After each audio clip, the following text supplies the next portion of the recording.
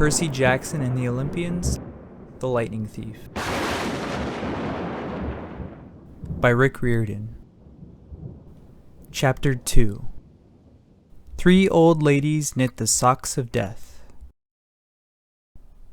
I was used to the occasional weird experience, but usually they were over quickly. This 24/7 hallucination was more than I could handle.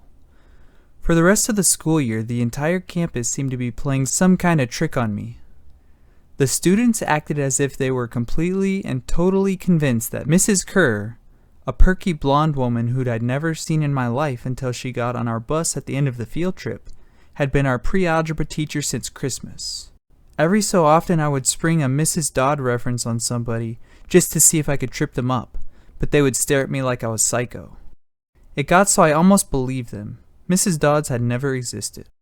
Almost. But Grover couldn't fool me. When I mentioned the name Dodds to him, he would hesitate, then claim she didn't exist. But I knew he was lying. Something was going on. Something had happened at the museum. I didn't have much time to think about it during the days, but at night, visions of Mrs. Dodds with talons and leathery wings would wake me up in a cold sweat. The freak weather continued, which didn't help my mood. One night, a thunderstorm blew out the windows in my dorm room. A few days later, the biggest tornado ever spotted in the Hudson Valley touched down only 50 miles from Yancy Academy. One of the current events we studied in social studies class was the unusual number of small planes that had gone down in sudden squalls in the Atlantic that year. I started feeling cranky and irritable most of the time. My grades slipped from D's to F's. I got into more fights with Nancy Bobofit and her friends. I was sent out into the hallway in almost every class. Finally, when our English teacher, Mr. Nickel, asked me for the millionth time why I was too lazy to study for spelling tests, I snapped. I called him an old sot. I wasn't even sure what it meant, but it sounded good. The headmaster sent my mom a letter the following week, making it official. I would not be invited back next year to Yancy Academy. Fine, I told myself. Just fine. I was homesick. I wanted to be with my mom in our little apartment on the Upper East Side, even if I had to go to public school and put up with my obnoxious stepfather and his stupid poker parties. And yet, there were things I'd miss at Yancy. The view of the woods out my dorm window, the Hudson River in the distance, the smell of pine trees. I'd miss Grover, who'd been a good friend, even if he was a little strange.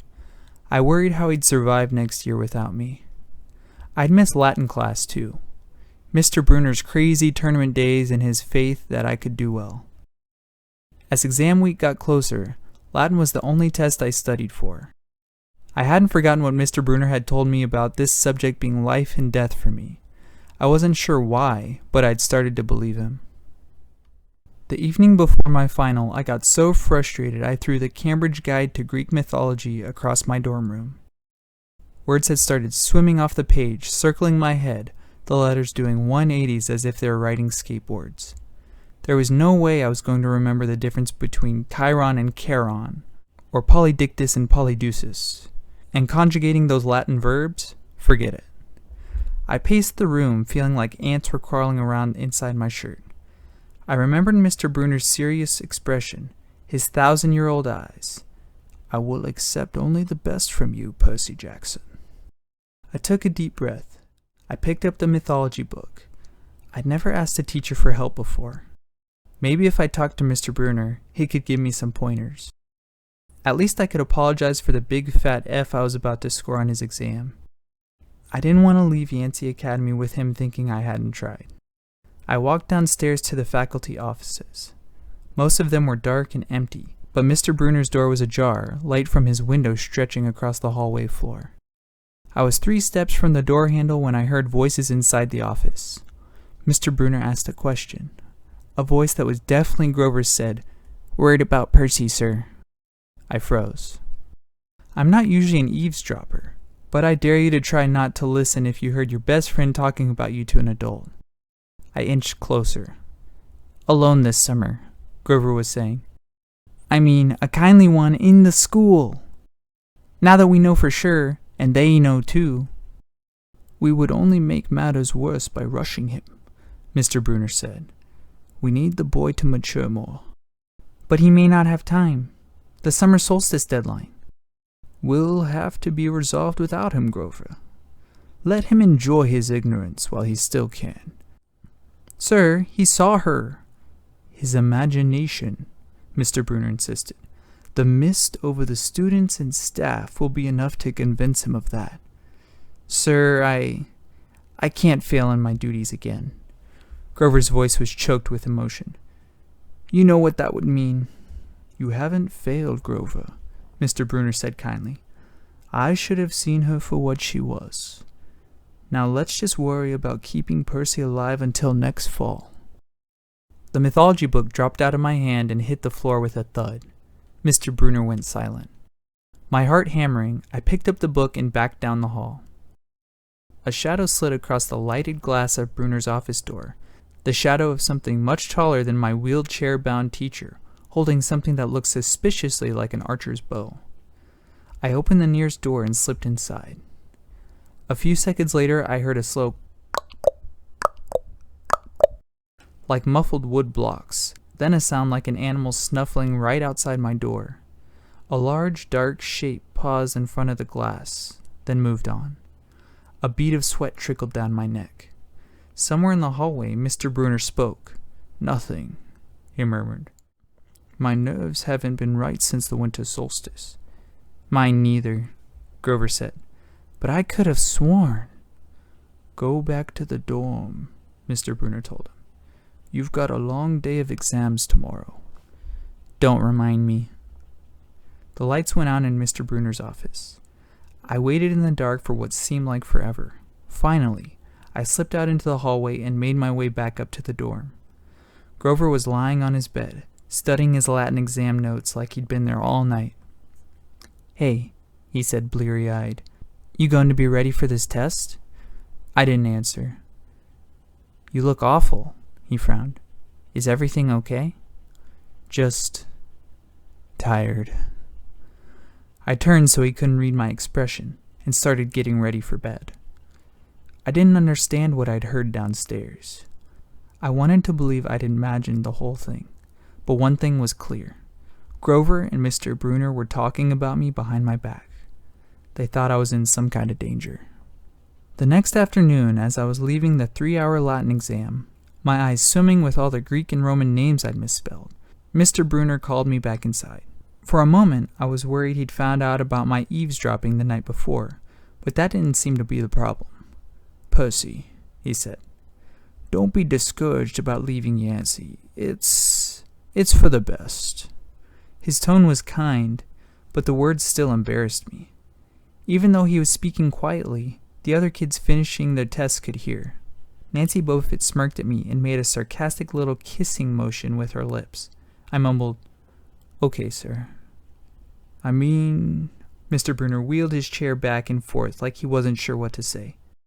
This isn't the right place for you. It was only a matter of time. My eyes stung. Here was my favorite teacher in front of the class telling me I couldn't handle it. After saying he believed in me all year, now he was telling me I was destined to get kicked out. Right, I said, trembling. No, Mr. Brunner said. Oh, confound it all. What I'm trying to say, you're not normal, Percy. That's nothing to be... Thanks, I blurted out. Thanks a lot, sir, for reminding me.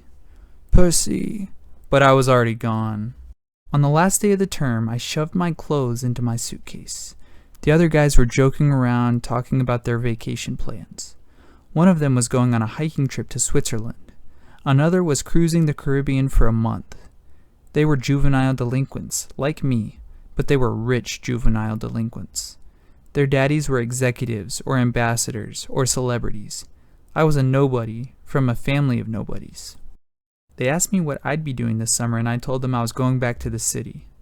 What I didn't tell them was that I'd have to get a summer job walking dogs or selling magazine subscriptions and spend my free time worrying about where I'd go to school in the fall. Oh, one of the guys said, that's cool. They went back to their conversation as if I'd never existed. The only person I dreaded saying goodbye to was Grover, but as it turned out, I didn't have to. He'd booked a ticket to Manhattan on the same Greyhound as I had. So there we were, together again, heading into the city. During the whole bus ride, Grover kept glancing nervously down the aisle, watching the other passengers.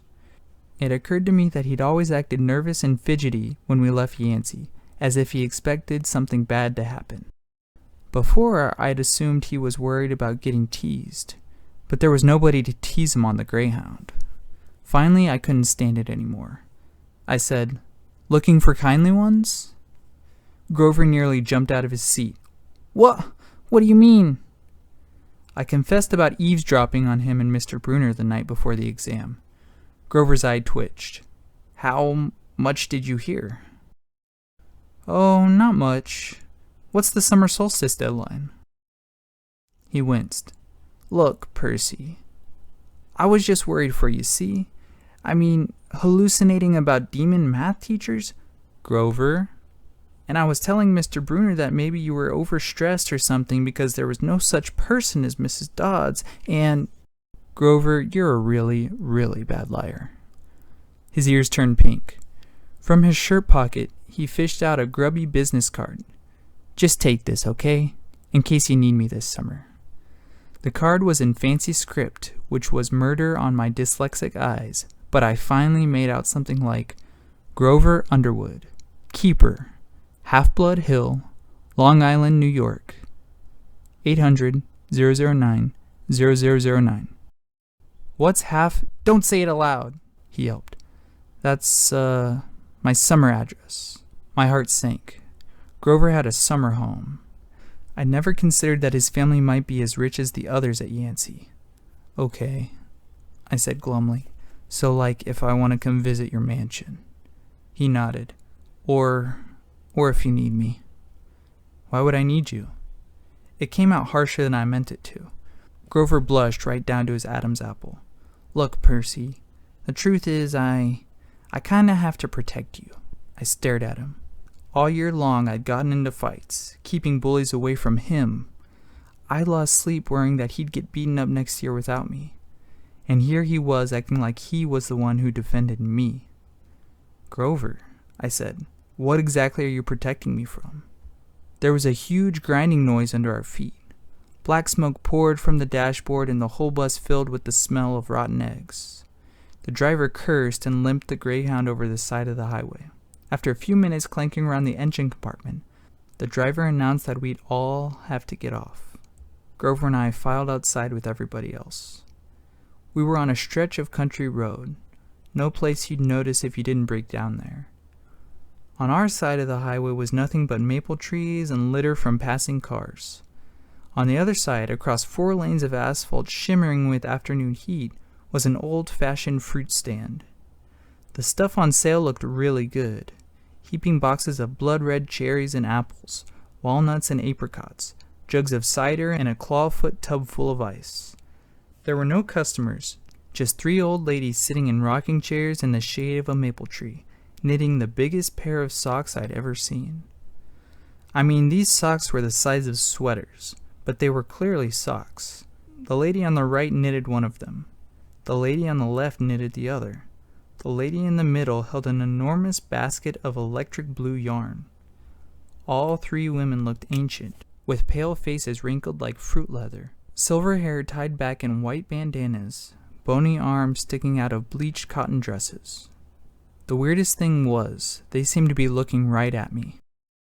I looked over at Grover to say something about this and saw the blood had drained from his face. His nose was twitching. "Grover," I said, "Hey man, tell me they're not looking at you." "They are, aren't they?"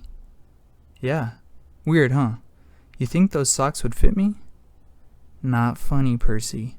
Not funny at all." The old lady in the middle took out a huge pair of scissors, gold and silver, long-bladed, like shears. I heard Grover catch his breath. "We're getting on the bus," he told me. "Come on." "What?" I said. "It's like 1,000 degrees in there." "Come on!" He pried open the door and climbed inside, but I stayed back. Across the road, the old ladies were watching me. The middle one cut the yarn, and I swear I could hear that snip across 4 lanes of traffic. Her 2 friends balled up the electric blue socks, leaving me wondering who they could possibly be for. Sasquatch or Godzilla? At the rear of the bus, the driver wrenched a big chunk of smoking metal out of the engine compartment. The bus shuddered and the engine roared back to life. The passengers cheered. "Darn right," yelled the driver. He slapped the bus with his hat. "Everybody back on board." Once we got going, I started feeling feverish, as if I'd caught the flu. Grover didn't look much better. He was shivering and his teeth were chattering. "Grover?" "Yeah." "What are you not telling me?"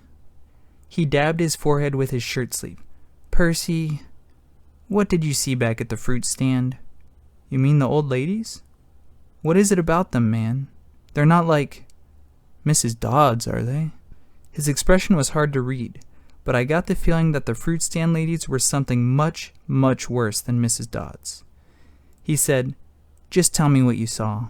The middle one took out her scissors and she cut the yarn. He closed his eyes and made a gesture with his fingers that might have been crossing himself, but it wasn't. It was something else, something almost older. He said, "You saw her snip the cord?" "Yeah, so?" But even as I said it, I knew it was a big deal. "This is not happening," Grover mumbled. He started chewing at his thumb. "I don't want this to be like last time."